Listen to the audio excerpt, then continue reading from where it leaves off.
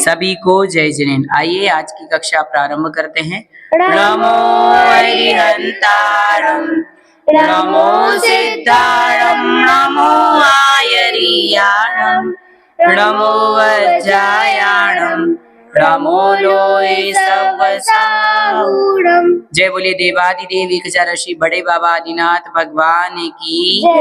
जय बोलिए देवादिदेव ऋषि महावीर भगवान की। संत शिरोमणि आचार्य गुरुदेव विद्यासागर जी महाराज की। परम पूज्य निर्यापक श्रमण मुनि शिक्षार्थ समय सागर जी महाराज की। परम पूज्य निर्यापक श्रमण मुनि पुंगव सुधा सागर जी महाराज की। कल की कक्षा में हम लोग दीपावली पर्व के बारे में जान रहे थे। भाविका आप बताओ दीपावली पर्व क्यों मनाया जाता है? भैया जी, दीपावली पर्व इसलिए मनाया जाता है क्योंकि उस दिन महावीर भगवान को मोक्ष प्राप्त हुआ था। बहुत बढ़िया। प्रियल बताओ महावीर भगवान कौन से नंबर के तीर्थंकर हैं? भैया जी 24। और उनका चिन्ह क्या है? शेर। बहुत बढ़िया। आज हम लोग पढ़ने वाले हैं 10 लक्षण महापर्व के बारे में। सबसे पहले आपको बता दें 10 लक्षण पर्व एक साल में 3 बार आता है। कितनी बार आता है? 3 बार। 3 बार, जिसमें से सबसे ज्यादा फेमस है भाद्रपद के महीने का, जो कि अगस्त से सितंबर के बीच में आता है। आपने देखा होगा भाद्रपद महीने में हम कितने हर्षोल्लास के साथ 10 लक्षण पर्व मनाते हैं। तो आज हम जानेंगे 10 लक्षण पर्व क्या होते हैं। 10 प्लस लक्षण, इसको 10 धर्म भी कहा जाता है। धर्म के 10 लक्षण मतलब धर्म की 10 डेफिनेशन, जिसको आपने सुना होगा उत्तम क्षमा, उत्तम मार्दव, उत्तम आर्जव, उत्तम सोच, उत्तम सत्य, उत्तम संयम, उत्तम तप, उत्तम त्याग, उत्तम आकिंचन्य और उत्तम ब्रह्मचर्य। ये धर्म के 10 लक्षण हैं, मतलब धर्म की 10 डेफिनेशन है। और इनको पालन कौन करते हैं? दिगंबर मुनिराज। दिगंबर मुनिराज इन 10 धर्मों को बहुत ही अच्छी तरीके से पालन करते हैं। और जो इन 10 धर्मों को पालन करता है निश्चित रूप से उसको एक न एक दिन मोक्ष की प्राप्ति होती है। अब एक एक करके हम जानेंगे धर्म के 10 लक्षण। सबसे पहला है उत्तम क्षमा। आपने देखा होगा 10 के 10 धर्मों के आगे उत्तम शब्द लगा हुआ है। उत्तम शब्द प्रतीक होता है सम्यक दर्शन का। सम्यक दृष्टि कौन है? जिसको 7 तत्वों के ऊपर बहुत अच्छी तरीके से श्रद्धा होता है, वह सम्यक दृष्टि है। और सम्यक दृष्टि के आगे ही यह उत्तम विशेषण लगता है। यही तो, नहीं तो मान लो मिथ्या दृष्टि है, फिर उसके काय की क्षमा, काय के मार दो। उसके मन में तो क्या भरा हुआ है? छल कपट भरा हुआ है। तो सबसे पहले उत्तम क्षमा, अर्थात कितनी ही क्रोध की स्थिति उत्पन्न हो जावे, परंतु हमें क्रोध ना करते हुए अपने मन में दूसरों के प्रति क्षमा भाव को धारण करना, ये उत्तम क्षमा धर्म कहलाता है। जैसे कि हम बैठे हुए हैं और कोई ऐसी स्थिति बन गई, हमारा किसी से झगड़ा हो गया, किसी ने हमें गाली दे दी, किसी ने हमें कुछ भी कर दिया, और हमारे मन में क्रोध तो बहुत आ रहा था, पर हमने क्रोध ना करके मन में कौन से भाव को धारण किया? क्षमा भाव को धारण, कि भैया अभी हम दूसरे पर क्रोध करेंगे, अभी लड़ाई और बढ़ेगी, झगड़ा और बढ़ेगा। इसने हमें गाली दे दी, कोई बात नहीं, इसके कर्म ये जाने। इसीलिए ये क्या कहलाती है? क्षमा। यशोधर मुनि थे, आपने कहानी सुनी होगी। यशोधर मुनि जंगल में बैठ के ऐसे तपस्या कर रहे थे।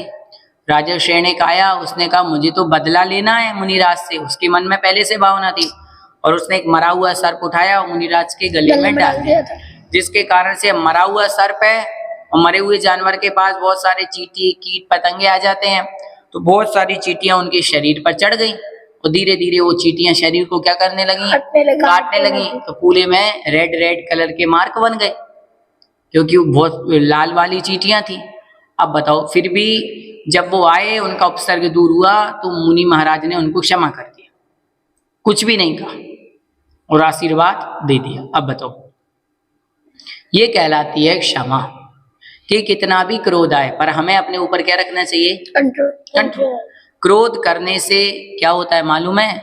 मान लो कोई हमारा फ्रेंड है, कोई हमारा दोस्त है, कोई हमारा भाई है, बहन है, कोई भी हो सकता है। लड़ाई हुई, साथ में खेलते, साथ में पढ़ते, उसने हमें गाली दी या कोई कुछ भी बोल दिया, हमने गुस्सा करके उसको मार दिया, पीट दिया, झगड़ा कर लिया कि तुम हमसे बात मत करना, क्या होगा? दोस्ती खत्म हो जाएगी कि नहीं? तो 2 मिनट के गुस्से के कारण हमारी दोस्ती क्या हो जाती है? इसलिए हमें कभी कुछ भी हो जाए हमेशा क्षमा भाव रखना चाहिए, क्रोध नहीं करना चाहिए। दूसरा है उत्तम मार्दव। उत्तम मार्दव का अर्थ होता है मृदु का भाव रखना, मृदुता का भाव रखना, मन में कभी भी कटुता का भाव नहीं रखना। कभी भी घमंड का भाव नहीं रखना कि मैं ऐसा क्यों करूं, क्योंकि याद रखना हमेशा घमंड करने से व्यक्ति का पतन ही होता है, वो नीचे ही गिरता है। यदि आप अपनी क्लास में फर्स्ट आ गए तो उसका कभी घमंड मत करना। क्यों? क्योंकि आप फर्स्ट आने वाले दुनिया में एक तो हो नहीं, हर साल कोई ना कोई फर्स्ट आता है।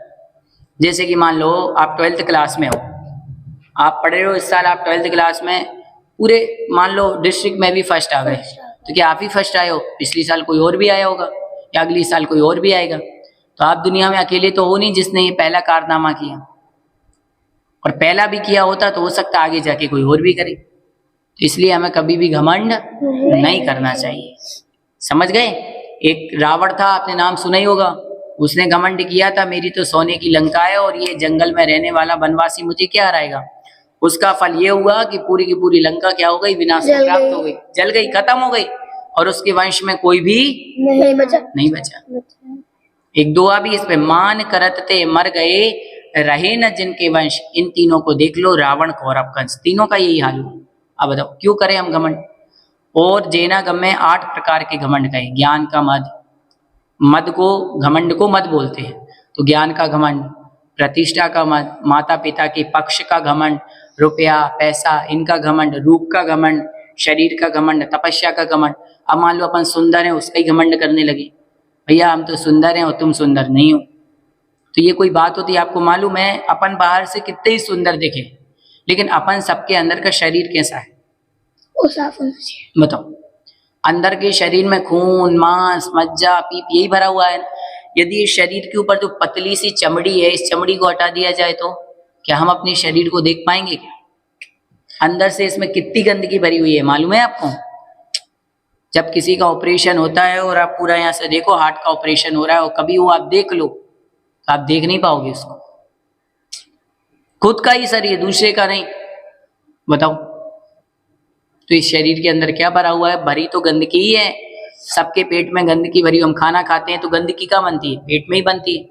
अब बताओ, और हम कहते हैं हम तो सुंदर हैं, हम तो साफ हैं, हम तो स्वच्छ हैं। सबके शरीर के अंदर गंदगी भरी हुई है, इसलिए कभी भी इसका घमंड नहीं करना चाहिए। एक बार एक व्यक्ति था, उसको अपने चेहरे का बहुत घमंड हो गया कि दुनिया में मुझसे सुंदर कोई और है ही नहीं, और गाड़ी से एक बार जा रहा था तो जाते जाते उसका एक्सीडेंट हुआ, और एक्सीडेंट से एक साइड का पूरा चेहरा क्या हो गया? छिल गया। अब छिल गया तो पूरे में क्या बन गए? निशान बन गए। फिर उसकी सुंदरता सारी क्या हो गई? खत्म। अब किसका घमंड कर रहे हो? तो कभी भी पल में कुछ हो सकता है।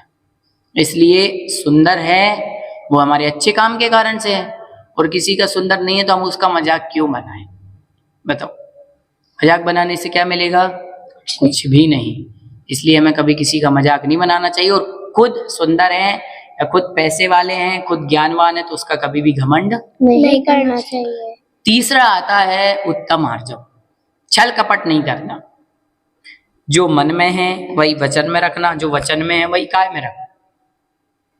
ऐसा तो नहीं कि मन में तो कुछ और है और वचन में कुछ और काय में कुछ और।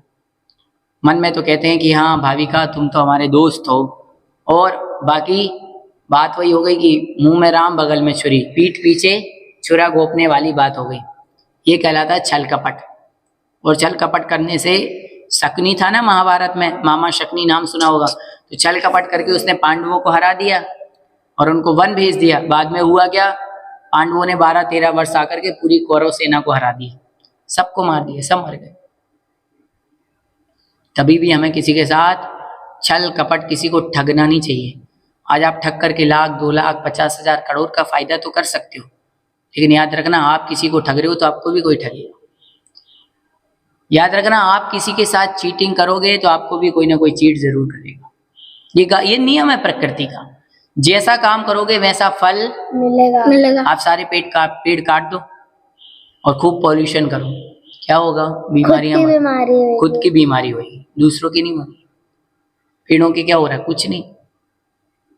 पेड़ काटते जाएंगे वो तो खुद की बीमारी हो रही है हमारी। हमने तो कहा, हमने तो पेड़ काट दिए, खत्म कर दिए। इसलिए तो एक गार्डन बनाए जाते हैं, गार्डन में फ्लावर लगाते हैं, पेड़ लगाते हैं, ताकि जो हम इतना सारा पॉल्यूशन करते हैं वो कम होता रहे, खत्म होता रहे। अब बताओ, और आप सोचोगे हम तो पेड़ काट के अच्छा कर रहे हैं, अच्छा नहीं कर रहे हैं, खुद के लिए आगे गड्ढा खोद रहे हैं। इसलिए कहते हैं दूसरों को चीट नहीं करना चाहिए। दूसरों को चीट करने का मतलब है हम अपने लिए खुद गड्ढा खोद रहे हैं। खुद। समझ गए?